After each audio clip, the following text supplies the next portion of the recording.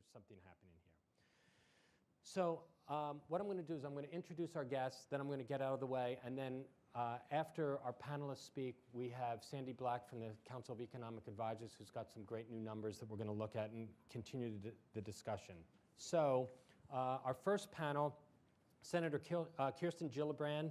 You may not recall this, Senator, but our first conversation occurred days after your appointment to the Senate. It was over some kerfuffle about something we got on the phone, and you and I were both giving our kids a bath while we were on the phone, so I thought that was appropriate for today's discussion. Senator Gillibrand is perhaps the leading congressional voice of the modern women's movement.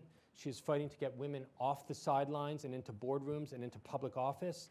She took on the United States military over sexual assault and misconduct and won, and she is author of the leading legislation to address gender pay disparity in America. My first encounter with Senator Heidi Heitkamp, there was no bathtub, but she did do the almost impossible. When I heard her speak for the first time, I actually came away believing that this absurd notion that a Democrat could win a Senate seat in North Dakota, and of course she did, because she is simply amazing. She's a leader on gender equity issues. She's a common sense centrist, a passionate leader of the moderate Senate Democrats who's admired. She's got a spine of steel and a heart of gold. And in the words of Senator Bob Corker, she's stronger than battery acid. And he meant that as a compliment, which it is. Catherine's got a lot of phrases. He called me a honey badger, so have you seen that video? It's really funny. I have no idea. Look it up. Yeah, that's honey badger YouTube. Yeah, that's an interesting one. Catherine Rampell is part of a brilliant economist who can write, which is a rare commodity. She's the leader of a modern generation of economic writers who meld opinion, hard data, and insights into continually fascinating columns. She brings humor to her writing and deep insights.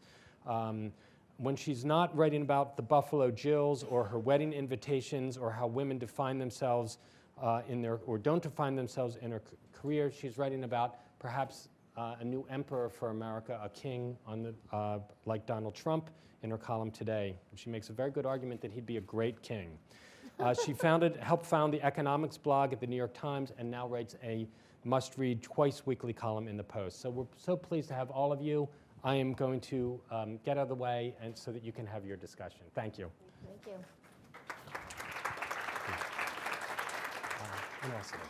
Thank you so much for everyone for coming and for our esteemed panelists for being here. I want to add in an endorsement of 9 to 5, which may feel like a dated movie, but if you watch it now, the ending of the movie is this amazing feminist fantasy where they've instituted on-site nurseries and flexible work schedules, and productivity goes way up, and it's just like the company's doing better than ever and is more profitable than ever. So we can talk a little bit later on about what evidence there is for that happening in real life.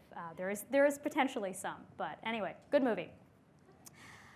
But for now, I wanted to actually open by talking a little bit about paid leave. Senator Gillibrand, as many of you may know, introduced legislation, the Family Act, that would effectively grant paid family leave through a social insurance system to Americans, not only for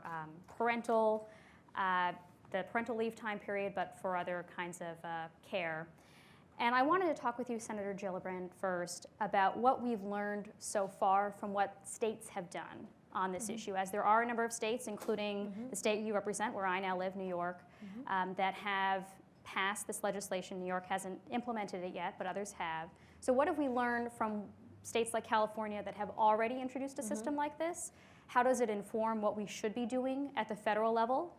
And why not leave it to the states to begin with?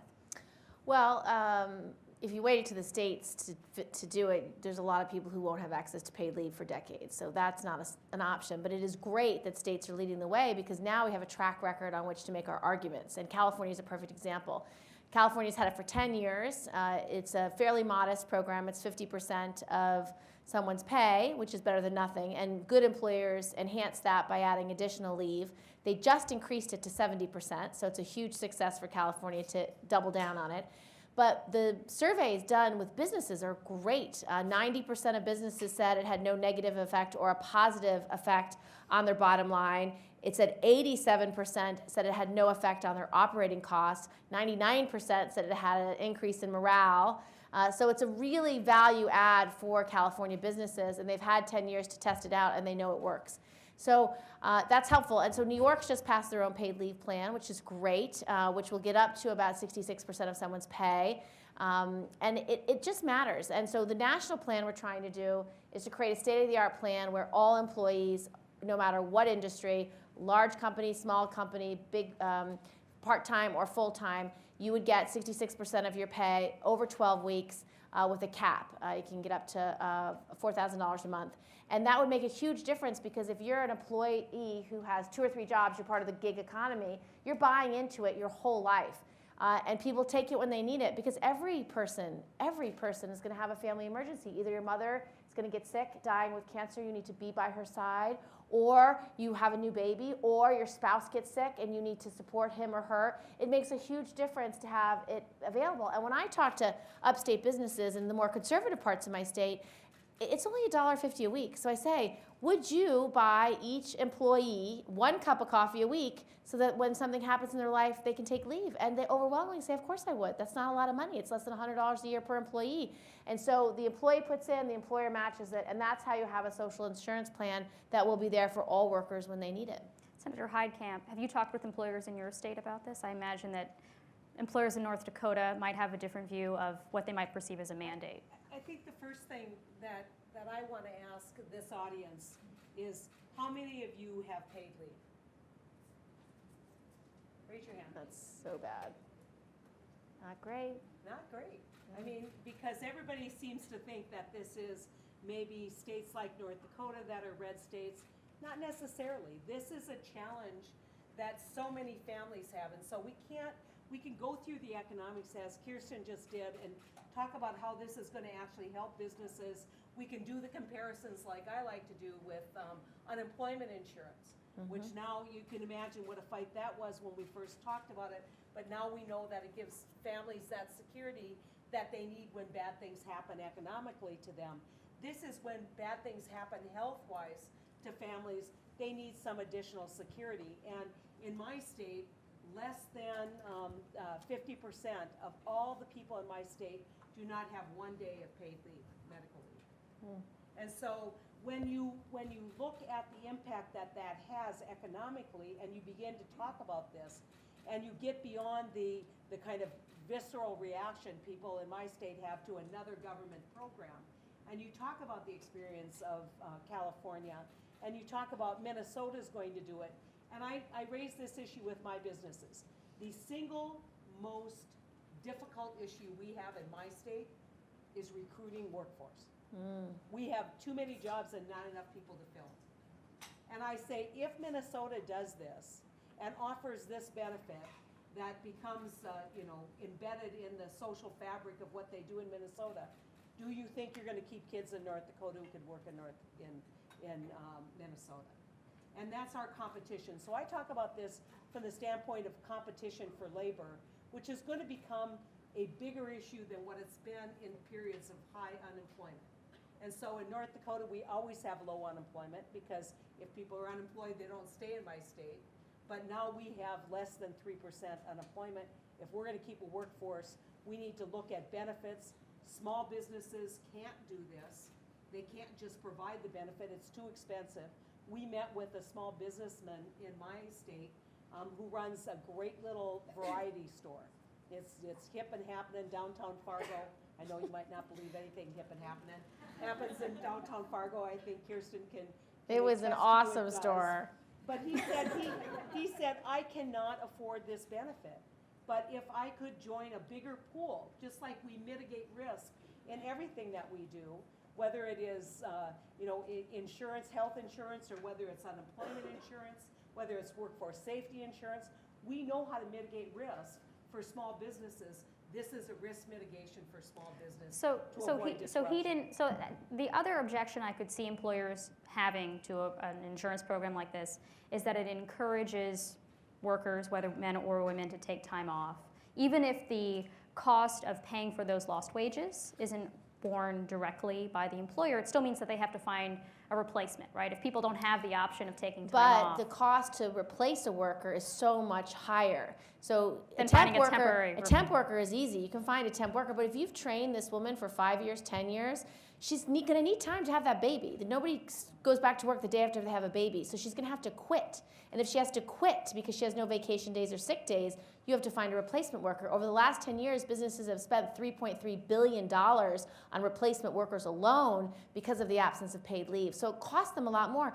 And when you talk to an owner about how much they value their employees, they want to keep their employees. And so when this life event happens, they want to be able to accommodate them. They just can't afford to. They would love to let that new child have their mom around for a month or 2 or 3, or they'd love to have that that worker whose husband's sick to be able to be by his side, but they can't afford it. So this allows them to afford it because they don't have to pay 2 salaries. I also wonder if it's a bit limiting to think just about the sudden life events like the birth of a child or a sick relative. I mean, there are other issues that, if you look at survey data and anecdotally with workers that I speak with fairly regularly, what they talk about are the lack of flexible hours in general, right? So it's not just like when a major event happens, but it's day to day. How do you balance work and family life? A lot of other rich countries have tried to create incentives or in some cases mandates for employers to allow flexible work schedules, to allow people to take part-time leave. Is that an appropriate step that you think the United States should consider? I think a lot of that's going to be driven by the marketplace. I just did a hearing this morning in my subcommittee, which involves the federal workforce, talking about why it is that we sometimes can recruit millennials into the federal workforce, but we can't keep them. And we talk about flexibility, and we talk about changing the dynamic of the workforce. The new entrants into the workforce are going to drive this agenda of flexibility, this agenda that's not top-down management, collaborative management. You know, they're going to recreate and refashion the workplace. Now that's an organic process that's going to take place over time. But if you are going to recruit the best and brightest in America today, you better be thinking about flexibility. You better be thinking about responding to the workforce concerns. Unfortunately, the federal government is this heavy bureaucracy that just seems immovable when you're talking about 22 million applications to work for the federal government a year. Think about going through that, and how do you then organically build a better workplace that's going to attract the best and brightest workers? And so I think you're going to see this happen without mandates, because as the new generation moves into the workplace, they're going to drive the forces forward that are going to change. Senator Gillibrand, do you think that there's a role for government to play in either encouraging or mandating more flexible work schedules? Well, you can't mandate it, but you certainly could encourage it, and you could incentivize it. And so you can give tax benefits. You can. I had a bill, for example, to encourage employers to have on-site daycare, or to at least create a daycare plan so that more workers had access to affordable daycare. I can tell you, you know, if you know where your child is and you could see your child during the day. I remember when I was nursing, because the house had a daycare, it was only a 5-minute drive. I could go over and nurse 3 times a day because my schedule accommodated that. How many workers in America have that flexibility? They just don't. And so we need to incentivize employers to be the best employers and make the business case that this is how you keep the best employees. And I can tell you, the best employers are doing it. So the Googles and the Facebooks of the world that are desperate to keep their female workers, they're figuring out. They're figuring out we need to be able to accommodate young mothers with nursing. We need to be able to accommodate flexible hours. We need to be able to accommodate family needs. And so the marketplace will ultimately dictate the best companies will have the best policies to retain the best workers. And we as legislators can elevate the issue so they can know these are best practices, and you're not doing them, and you're going to lose some of your best and brightest because of it. So another question that I think a lot of economists worry about, economists and others, is how do you avoid having more generous leave policies or more generous flexibility plans, you know, whether they're encouraged or mandated, from unintentionally penalizing female workers? So in a lot of other rich countries where they do have very generous family leave policies, or you know, a requirement that employers have to consider a part-time work request, et cetera, there are many more women in the workforce, but they're much more likely to be working part-time. They're much less likely to be in management-type jobs. They're more likely to be in those sort of traditional pink-collar jobs. You know, there's much more gender segregation because it's believed that employers sort on the front end, that women are more likely to take the leave, so employers are less likely to hire them, or at least less likely to hire them into jobs that would be difficult to allow those kinds of arrangements. Do you think about those kinds of trade-offs? You know, how do you make life easier for women, but to the extent that that also makes women more expensive to hire, how do you avoid having them be penalized by employers? I think is my mic on? I don't think it is. Oh, you're projecting well, but is it on? Well, Yeah, yes. there you go. So, That's somebody else's fault. yeah.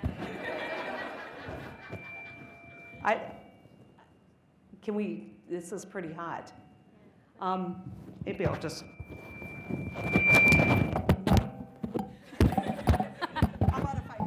How about if I just do this? That makes more sense. Yeah. You know, if you take a look at kind of where we kind of start out from the standpoint of providing flexibility, because moms want to be moms, and we want to be able to be great daughters, and we want to do the things that we think actually add value to our life beyond a career. And then you go, but won't you be sacrificing your career? The dirty little secret in America is you can't have it all. You know, that, and I think that one of the things, the speeches that I give, is when people ask me, should I run for office? I want to be a mom. I want to do this, want to do that. I say, you can't have it all. Sometimes there needs to be a prioritization, but that doesn't mean that we should tolerate a workplace that doesn't give you access back to the workplace, as Kirsten calls it, the sticky floor and the glass ceiling. Doesn't mean that we should penalize moms and that we should penalize good daughters. It means that sometimes we're going to have to put our life on pause to do the things that we value or that are important to us in a different fashion. And what I think is going to happen eventually in the workforce is this isn't going to be a gender issue. This is going to be a workforce issue that's going to involve dads and it's going to involve sons, and that it's not just going to be that gender identification with these are your roles and you're going to fulfill these roles. I think we're going to see more entrance into that kind of, you know, you mentioned Mr. Mom. Well, that was a whole story about a man in a role reversal, and I think you're going to see that more and more as our society becomes more and more accepting of gender-neutral roles in America. I don't think we're there yet. I think for my generation, this idea of being the sandwich generation, you know, we're taking care of our kids, putting them through college, and we're also taking care of our moms. I can tell you with a great deal of certainty that the role of taking care of my elderly mother has not fallen on my brothers. It has fallen on me and my sisters, me less so, but you know, that's just where we are right now. Eventually, I think you'll see those gender lines being blurred, but again, it's an organic process.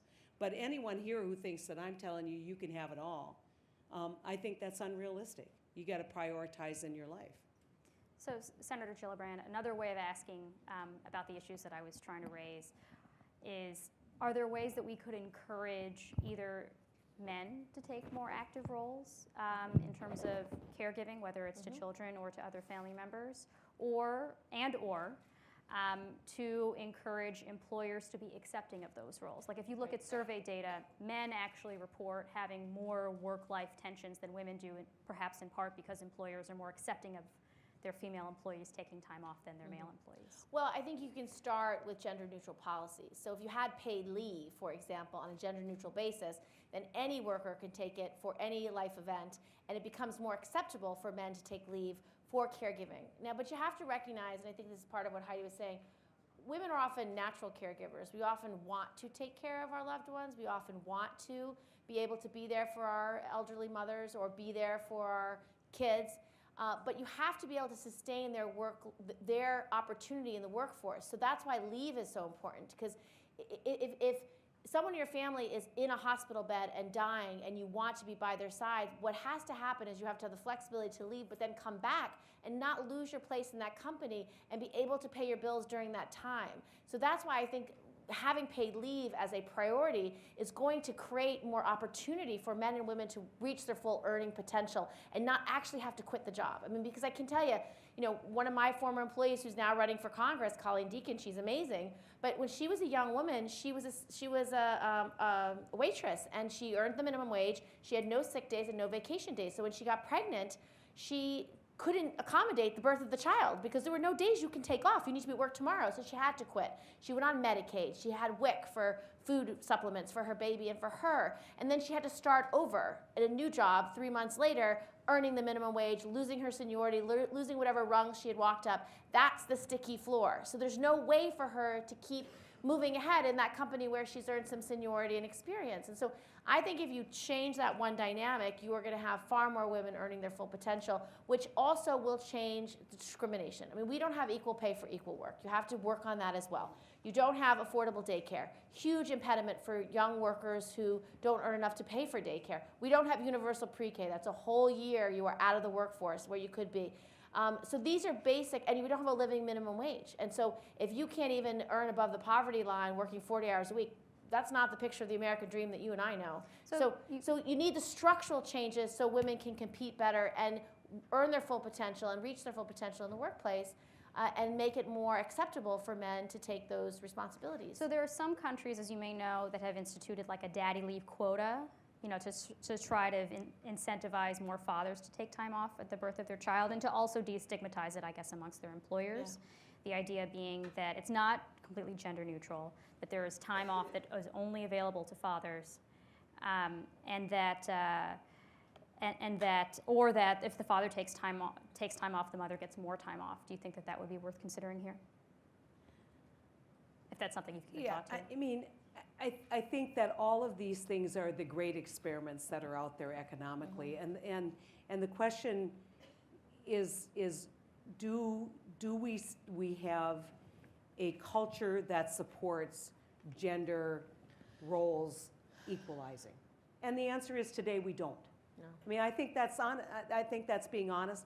I don't think men see themselves as people who would take a lot of time off to care for a newborn baby. That's something that their wives would do. They hope their wives can re-enter into the workforce. But I do think that's changing generationally. I do. And that's my point. 20-somethings have a different view than our age. I mean, I think you can incentivize these things, but I think at the end of the day, that new generation of male leaders who are much more engaged with their families. I tell a story. When I ran in 2000 for governor, my kids were 10 and 12, or 14. And people would ask me, how old are your kids? And if they asked it that way, I would say, well, they're 10 and 14. Or they would say, how old are your kids? Mm-hmm. And it was a big bubble. Heidi Heitkamp's a bad mother, right? Abandoning your kids. When they asked me that, I would say, they're the same age as my opponent, John Hoeven's children. and people physically would recoil from me because they would never have asked him the question with that tone. They would never have assumed that he had an obligation that he was abandoning. He was just going to be the leader of the state because he was gender, identified that way. And so I think it's really important that we lead with good policies, that we lead with good incentives, but that we recognize the cultural impediments that we have. And I want to mention something because this for me is a critical piece of this problem. I want you to think about being a certified nurse assistant. Do you all know what CNAs do? Yeah. Right? The hardest work done in America is done by CNAs. They take care of our elderly, and they aren't the ones just administering the shots. They're doing the hygiene. They're doing all of the very difficult physical work. They have the highest category of workers with back injuries. They have a lot of workplace stress. They're dealing with very difficult patients. They're paid among the lowest people in America for some of the hardest work. And so when people say, well, of course, there's going to be disparities because all of these jobs in construction, that's hard work, that's physical labor, your time in construction's limited. I like to say, what about the CNA? And when Janet Yellen was in front of the banking committee, one senator asked her a question about income disparity. And they said, oh, well, we need to retrain and retool the new workforce, and that's going to get us income equality. And when it got to me, I said, a CNA is pretty highly trained. You know, why aren't you paying her what she's worth? Yeah. Because we don't value that work in America. Well, so that's the bottom line. So the corollary question to that is, if to some extent, and to a large extent, the pay gap is determined in part by the kinds of occupational choices men versus women make. Right. Is there a role for policy to incentivize women to go into more lucrative careers, whether change their college major or go into, you know, it doesn't even need to be college educated, but go into other training? I have to tell you, I just so resist that because it somehow doesn't fix the fundamental baseline problem, which is we don't pay women who work hard enough. We simply say, well, then you should want to become a roofer, because if you go on the roof, then you're going to make, that's how I pronounce that word, sorry. If you're shingling, you know, you're going to get $10 more an hour. Well, you know, I want somebody really highly qualified to help take care of my mom. Yeah. I mean, so I think I resist this idea, let's get them into STEM education. I think that that's like the cop-out, better training, move them into other occupations, because fundamentally, as a woman told me this when I was running for governor, she said, my boyfriend works construction and I work as a CNA in a nursing home. Can you tell me why people who help people who are in the occupations that I have get paid so much less than people who, you know, dig ditches? Well, daycare workers don't even Sure. get the minimum wage. Well, and that's one of the problems for providing daycare. Yeah. So it's You don't have so I have a complimentary answer to that. So yes, I agree that you can't make women not do professions that they want to do. You want them to do whatever they want to do, but we should pay them more. And caregiving, it goes to unfortunately a broader problem that we don't value women in society, period. Yeah. So, But what are the policy levers we have? but let's look. So we don't value women in society, period, and that is shown in many ways. It's shown in how women are portrayed in the media. It's shown in we don't have equal pay for equal work. It's shown in women-dominant industries paid less. It's shown that men and women work in the same industry, they're still paid less, even in a woman-dominated industry. So if you say, well, what about nursing? Are men and women paid the same? No, male nurses are paid more. Let's look at teaching. That's clearly a woman-dominated. Are men and women paid the same? No, men are paid more. So the lack of equality even within a profession is a huge problem. So we have to fight these structural problems where we can, and then also make sure women and minorities are eligible for some of the highest paying professions by not leaving them out when it comes to math and science when they're young. And that's a huge issue. You have to actually notice kids in the kindergarten class, in the grade school class, young girls, minorities, and say, you know, you're actually good at math. Let's talk about what you can do if you're a mathematician.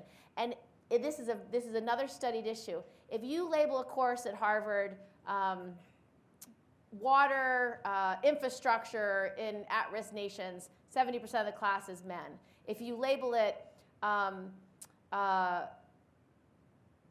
community creation of healthy and well-being and happy living, 70% female. It's the same course. So you have to attract women where they are, that if you go into math, science, engineering, you can actually help people. You can change the world. You can meet people's needs, because that's often what women want to do. They want to make the world a better place. And so you can actually encourage them by reaching into the grade schools, lower grades, through inspiring them to actually be great in these industries, so then they're eligible for the fastest growing industries with the highest paying jobs. I want just one point of illustration that someone once gave me. They said, if you have a newborn and they're in the hospital and it's a girl, you know, people don't think much if you put her in blue and take her home, right? Yeah, it's no big deal. If you put a newborn infant male in pink and take him home, think about just even at that very early stages, how we differentiate value to gender. I mean, no one puts their newborn baby boy in pink, but we think nothing about putting our newborn baby girl in blue. And I think that's true today, even though that illustration was given to me, you know, 20 years ago. I think we are now opening the floor to questions. Is there a mic floating around? Okay, so just raise your hands and I'll call on you. Any questions? No one? Come on, don't be shy.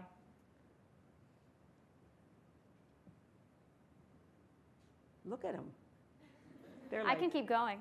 I'm curious. How many of you believe that in your lifetime we will have closed the pay gap and will have created, the utopia of 9 to 5. At the end of your work life, do you think that those will be the conditions you're working in? That's really interesting. It probably also depends on how you define closing the pay gap. I mean, to the extent that the pay gap is also accounted for by women taking more time off than men, for example, to raise children and losing earnings that way, is that counted as part of the pay gap, or is that not? If you have paid leave, they wouldn't be losing money. That's why you need paid leave. But I mean, in terms of when they return to the work, when they return from paid leave, they're on a lower trajectory. Okay. So let. But why do they have to be at a lower trajectory? I don't get that. They shouldn't have to be. So when I take 3 weeks off from voting in Congress because I just had my second child, I shouldn't be paid less, and I should not have a lower trajectory. It's just a part of being a human being and being part of this planet that we have children. But a lot of parents take more than whatever it is. If it's 3 months, that's still a legitimate amount of time. Can I ask the question this way? How many of you thought that 50% of the state legislatures and 50% of Congress were women, we'd see more progress made in pay equity? Without a doubt. It's about leadership, isn't it? so And it's totally about shared leadership. example. So a question related to that I wanted to ask is that if you look at polling on these kinds of issues, on paid leave, for example, it's very popular amongst both Democrats and Republicans, and yet Republican politicians are not so supportive. What do you think accounts for that? What do you think could sway those in the other party, considering that their constituents are supportive? I don't know. Constituents need to speak up more, and we need to talk about how this affects regular people. But Heidi and I have talked about this. The biggest problem in Washington is not the lack of bipartisanship or the partisan bickering. The biggest problem in Washington is the lack of empathy. And too many members of Congress are so wealthy, in a bubble, have endless caregivers when they need them, and do not appreciate what most working families go through in society. And that is their biggest problem. So they don't see the problem. Oh, I didn't need paid leave. My wife stays home. Or I didn't need paid leave because we have plenty of money. Or what does that look like? I've never been to a day. I mean, honestly, they just don't live the lives that most Americans live. And so we need more women speaking out, demanding action in red states, and really holding these members accountable. And one of the reasons why Heidi and I are talking about paid leave across the country is this should be something that every American citizen has a right to, because the rest of the world already does it. We're the only country that doesn't, us and Papua New Guinea. So we should be better. We should be understanding it's a drag on the economy. Women earn $320,000 less in their lifetime because there's no paid leave in both pay and retirement. Men lose $280,000. So you think about that untapped income that could be invested in our economy. It's just an artificial drag that we should be addressing. What about, oh, here we have a question right here.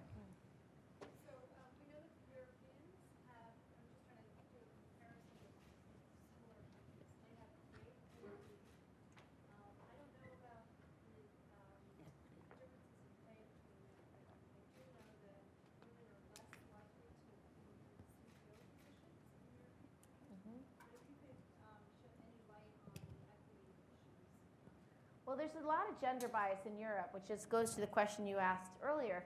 And I don't know if this statistic is still true, but the last time I read about it, Germany doesn't have daycare. So they expect that woman to not only take their leave, but stay home for 2 years, if not 3 or 4. So there's a difference in view of what is a woman's role in society, and they don't imagine her as having a career on the same level as men. So there's bias throughout cultures in Europe, despite the fact that they believe in paid leave. And I just think we should allow women and men to make their own choices about what their careers look like and to be able to support their families in those choices. And that's why paid leave is so important. Question right here. Yeah.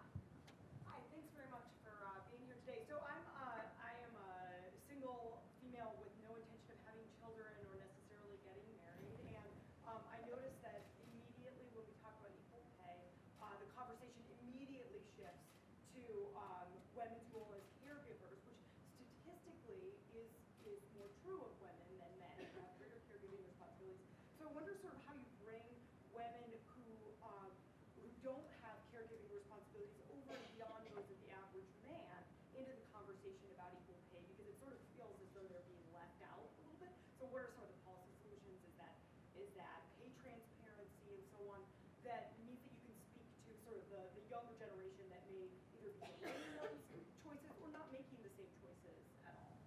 Well, caregiving is beyond parenting, just so you know. I mean, I don't know if your parents are still alive, but given Heidi's example, that often falls to daughters, not sons. And it might be something you actually want to do. It's not necessarily something that is forced on you, because the nature that a lot of women have. But equal pay for equal work affects all women, and it affects all women in all industries. I think there was only one industry where women make more than men. I wonder if anybody can guess what it is. Stock clerks. I don't think so. Pharmacy? No, it's therapy. So your therapist is valued more because she's probably a better listener. But so yeah, that's it. I think single women are vitally important in this conversation, because equal pay for equal work is something that will affect them their whole lives. But we also have, that's one of the reasons why women's conferences also focus a lot on mentorship and sponsorship and trying to allow women to reach their full potential, because of sometimes we are our own #1 self-doubters. And this statistic is relevant. You know, in their first job interview, women will negotiate their first salaries 7% of the time, but men will negotiate their first salaries 57% of the time. So on the first day of their new job, there's pay inequality because women and men look at that first job opportunity differently. But it doesn't mean the women are wrong, and this is a really important point. Women have enormous emotional intelligence, and they will often perceive, if I play hardball on my salary, if I make waves on my first day, I not only will be considered an unhelpful or an employee that is not well liked, I will be seen as a troublemaker or rocking the boat, whereas that male will be perceived exactly the opposite. He's a go-getter, he's a hard charger, we want him. So, and the studies bear that out, that the perception of women asking for more money is often not well received. And so we have a structural bias about how the world looks at women versus men, and in this country specifically, that we come back to. And that means changing roles. It means changing how women are portrayed in the media. Again, having more men and women mentor those women so that they know when to ask for the raise, how to ask for the raise, how to get ahead in the company, because they need that extra encouragement and support, because oftentimes we're our own self-doubters. So I think it has to be a society approach to getting equal pay where it needs to be. I think it's critically important that we not identify this as a woman's issue. Right. You know, if you take a look at the quality of secondary and higher education, elementary education, you may never have a child, but you better be concerned about the quality of education in this country. You have to be concerned about the availability of the workforce to the best and brightest. And so, you know, just as we will talk about these from the empathetic standpoint, I like to talk about it from the economic standpoint. And as a single woman who has, you know, who at this point hasn't made that choice, I would tell you, you need to be concerned about this, because the condition of all of us elevates when we improve the condition of all of us, we elevate the condition for the entire society. And that's one of the things we're going through in this election, is trying to figure out, you know, the top-down policy, but the anger is coming from the bottom. And it's coming because these issues aren't getting addressed. The challenges of working families are not getting addressed. The challenges of access to career opportunities are not getting addressed. And as a result, people are angry, and they're looking for, you know, a different paradigm.